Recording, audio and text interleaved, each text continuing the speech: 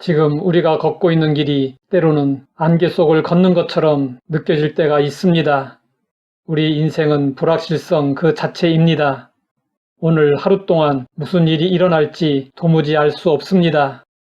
성경은 우리가 장래일을 헤아리지 못하는 이유를 이렇게 말씀하고 있습니다. 형통한 날에는 기뻐하고 곤고한 날에는 되돌아 보아라. 이 두 가지를 하나님이 병행하게 하사 사람이 그의 장래일을 능히 헤아려 알지 못하게 하셨느니라. 하나님은 형통함과 곤고함을 뒤섞어 장래일을 헤아리지 못하도록 하십니다. 미래는 인간에게 감추어진 하나님의 영역이고 현재는 하나님이 주신 선물입니다. 그러나 어떤 사람은 자신의 안목과 예견을 대단하게 생각합니다. 자신의 예견대로 모든 일이 이루어질 것처럼 자신만만하게 외치고 있습니다. 반면에 대다수의 사람들은 인생의 앞날에 언제 어떻게 재앙이 닥칠지 모른다는 염려로 인해 각종 보험을 들고 늘 두려워하고 불안해하며 삽니다. 하나님 편에서 볼 때는 양자 모두 바람직한 태도가 아닙니다. 하나님이 장래일을 알지 못하도록 하신 것은 사람들을 불안하게 하려는 것이 아닙니다. 우리로 하여금 전적으로 하나님을 믿고 의지하며 살도록 하려는 것입니다. 우리는 분명히 기억해야 합니다. 미래는 우리의 것이 아니라 하나님의 것입니다. 모든 인생은 하나님의 손에 있습니다. 그 누구도 미래를 알 수 없습니다.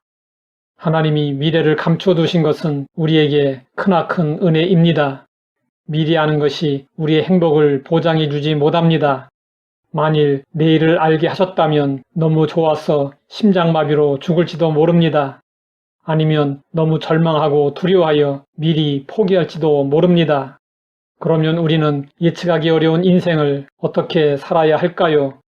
내일은 하나님께 맡기고 선물로 주어진 오늘 하루를 살아야 합니다. 오늘을 처음이자 마지막인 것처럼 사는 사람에게는 내일을 염려할 일이 없습니다. 모든 것을 내려놓고 마음을 비웠기 때문에 마음이 평안합니다. 또한 오늘을 마지막처럼 산다면 욕심을 부리고 움켜쥐어야 할 아무런 이유가 없습니다. 그리고 용납하지 못하거나 용서하지 못할 일도 없습니다. 오늘 형통한 가운데 있다면 기뻐하며 하나님께 감사해야 합니다.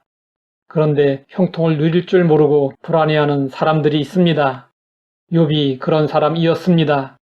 욥에게는 아들 7과 딸 3이 있었습니다. 그의 아들들이 생일이 되면 각각 자기 집에서 잔치를 베풀고 누이 3명도 청하여 함께 먹고 마셨습니다. 그들이 차례대로 잔치를 끝내면 욥은 그들을 불러다가 성결하게 하되 아침에 일어나서 그의 명수대로 번제를 드렸습니다. 욥이 이렇게 했던 이유는 혹시 아들들이 죄를 범하여 하나님을 욕되게 하였을까 함이었습니다. 욥의 행위가 항상 이러했습니다. 어느 날 갑자기 재난이 닥쳐와 욥의 자녀들이 다 죽고 말았습니다. 그러자 욥은 자신이 두려워하던 것이 임하였다고 탄식했습니다. 내가 두려워하는 그것이 내게 임하고 내가 무서워하는 그것이 내 몸에 미쳤구나. 욥은 감사하며 누려야 할 형통을 걱정하느라 누리지 못했습니다.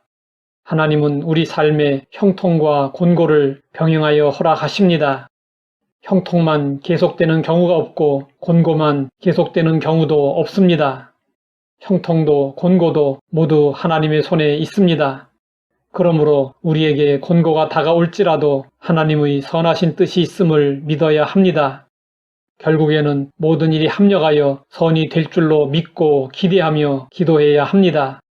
우리 인생의 곤고는 잠깐 쏟아지는 소나기처럼 다가왔다가 사라집니다.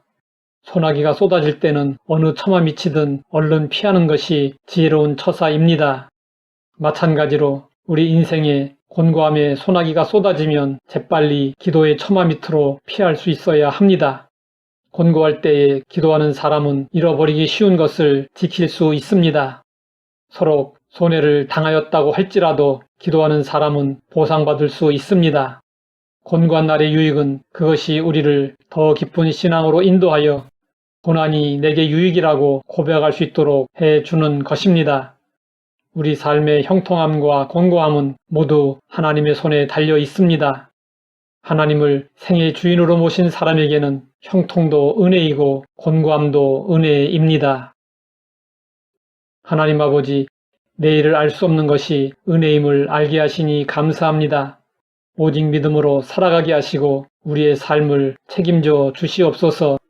예수님의 이름으로 기도드립니다.